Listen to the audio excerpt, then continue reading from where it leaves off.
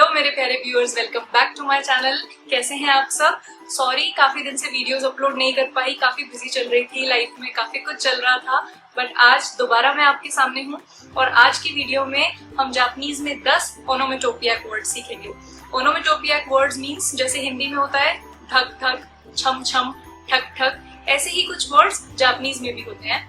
But personally मुझे बहुत पसंद है, मुझे बहुत मजा आता है ऐसे वर्ड्स को यूज करने में, किसी भी लैंग्वेज में हो, चाहे वो हिंदी में हो या जापानीज में हो। तो हम कुछ ऐसे ही वर्ड्स आज सीखने वाले हैं और आज की वीडियो को एंड तक जरूर देखें, क्योंकि आज की वीडियो के एंड में मैं आपको कुछ बोनस ग्रामर पैटर्न भी बताऊंगी, जिन्हें आप जो आज हम वर्ड सीखेंगे उनके साथ यूज करके प्रॉपरली एक सेंटेंस में अपने आप को कैसे एक्सप्रेस कर सकते हैं वो भी सीख जाएंगे। तो बिना टाइम वेस्ट करते हुए हाजी में मशो।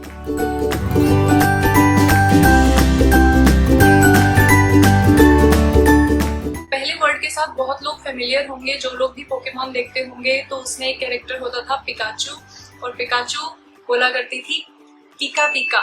तो पहला वर्ड है पीका पीका। पीका पीका का मतलब होता है ब्राइटनेस, चमचम। तो आंखों में बहुत ज्यादा लाइट आ रही है, बहुत ज्यादा ब्राइटनेस है रूम में, तो पीका पीका बोलते हैं। सेकेंड वर्ड मैं बहुत ज्यादा यूज करती हूँ और सेकेंड वर्ड है गिरी गिरी।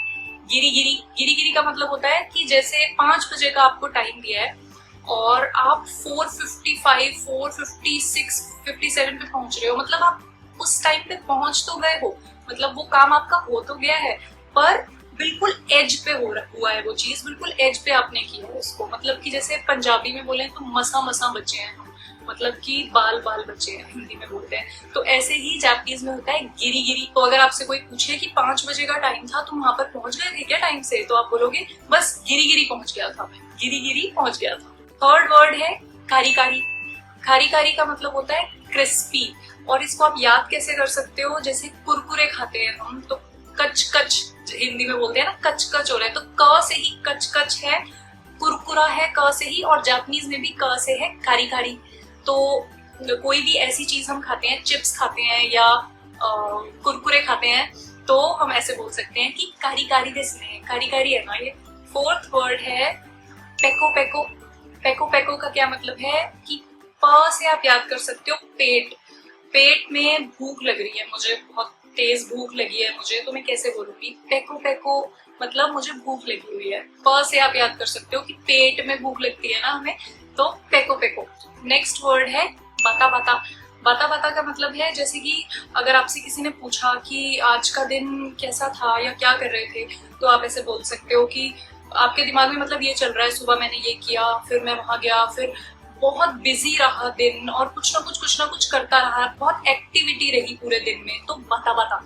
तो ब से आप याद कर सकते हो बिजी रहा दिन, बिजी, और जापानीज में ब से ही बाता बाता। नेक्स्ट वर्ड की तरफ चलते हैं। तो मैं बारिश में भीग के आई और पूरा भीग गई, मेरे कपड़े भीग गए, मैं पूरी तरीके से भीग गई, तो उस समय बोलते हैं बिशो बिशो। बिशो बिशो, ब से बारिश और ब से बिशो बिशो, ऐसे याद कर सकते हो आप। तो बारिश में पूरा भीग गई मैं, तो मेरी कंडीशन अभी क्या हुई है, बिशो बिशो दिस, पूरी भीगी पड़ी हूँ। नेक्स्ट वर्ड है ग्यू ग्यू। ग्यू ग्यू का मतलब है जैसे मेट्रो में अगर आप चढ़े हैं और सुबह का टाइम होता है 7-8 बजे का, ऑफिस आवर्स जब होते हैं, रश आवर होता है और बंदे पे बंदा चढ़ा होता है, इतने सारे लोग होते हैं और बिल्कुल जगह नहीं होती है, तो एकदम कैसे खड़े हुए हैं वो लोग, ग्यू ग्यू दिस में, ग्यू ग्यू है। तो बहुत क्राउडेड एरिया और बिल्कुल स्पेस नहीं है, या किसी बॉक्स में आपने सामान ठूस दिया है बिल्कुल, तो उस ठूसे हुए कंडीशन को हम बोलते हैं ग्यू ग्यू। नेक्स्ट वर्ड भी मैं बहुत ज्यादा यूज करती हूँ, हम सब बहुत ज्यादा यूज करते हैं, कि बात करते हैं जब हम बोलते हैं अलग अलग तरीके से मैंने सोचा, या अलग अलग काम मैंने करके देखे, काफी सारे वेराइटी ऑफ वेरियस को हम जापानीज में कैसे बोल सकते हैं, इरो इरो। इरो इरो, मैंने अलग अलग तरीके के काम किए हुए हैं, तो इरो इरो तरीके के काम किए हुए हैं। या मेरे पास अलग अलग तरीके के कपड़े हैं, तो कैसे बोल सकते हैं, इरो इरो तरीके के कपड़े हैं। तो अलग अलग, वेरियस को बोलने के लिए हम बोलते हैं जापानीज में इरो इरो। नेक्स्ट वर्ड है मंद मंद मुस्काना। तो हिंदी में भी हम बोल रहे हैं ना मंद मंद मुस्काना, तो ऐसे ही जापानीज में हम बोल सकते हैं निको निको।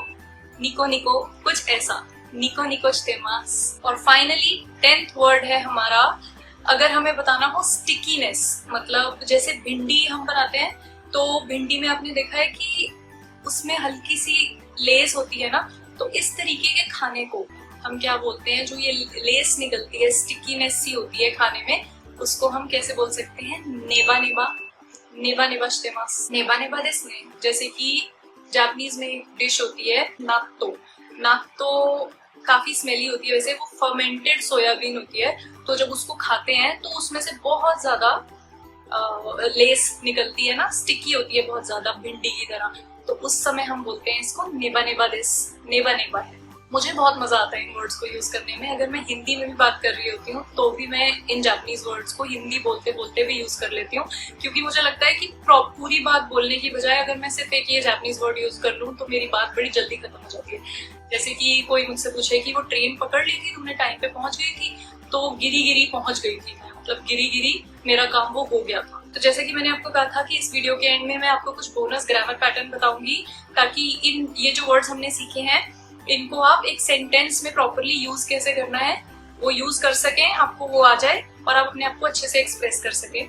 तो पहला ग्रामर पैटर्न जो है वो हम बहुत सारी वीडियोस में ऑलरेडी पढ़ते आ रहे हैं, शुरू की थी जब जापानीज पढ़ना तब से सीखते आ रहे हैं, वो है दिस। दिस हमें पता है ना कि है होता है, उसका मतलब कि है।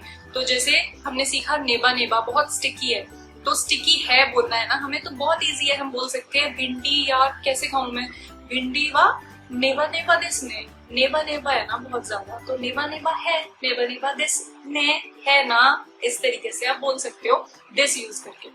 दूसरा आप यूज कर सकते हो नी नारीमास। नी नारीमास का मतलब होता है टू बिकम, या हो जाना, या हो जाएगा, हो जाना या हो जाएगा। प्रेजेंट और फ्यूचर जापानीज में सेम ग्रामर पैटर्न होता है, ये भी हमने पढ़ा था, ग्रामर की वीडियो मैंने बनाई थी तो उसमें हमने ये भी पढ़ा था। तो अगर बोलना है कि काम ये पहले से करके रख लो, गिरी गिरी नी नारीमास, मतलब गिरी गिरी हो जाएगा, अभी से पहले से करके रख लो, अगर कल करोगे, कल शाम की तो मीटिंग ही है और तुम दिन में ये काम करोगे तो गिरी गिरी नी नारीमास। अच्छा, नी नारीमास तो हुआ कि हो जाएगा या हो रहा है। हमने पास्ट टेंस भी पढ़ा था कि हम मास के को अगर माश्ता कर दें तो वो पास्ट में हो जाता है। तो जैसे नी नारीमास का मतलब है होगा या हो रहा है, और अगर आपको इसका पास्ट बोलना है कि हो गया तो हम बोलते हैं माश्ता, नी नारी माश्ता।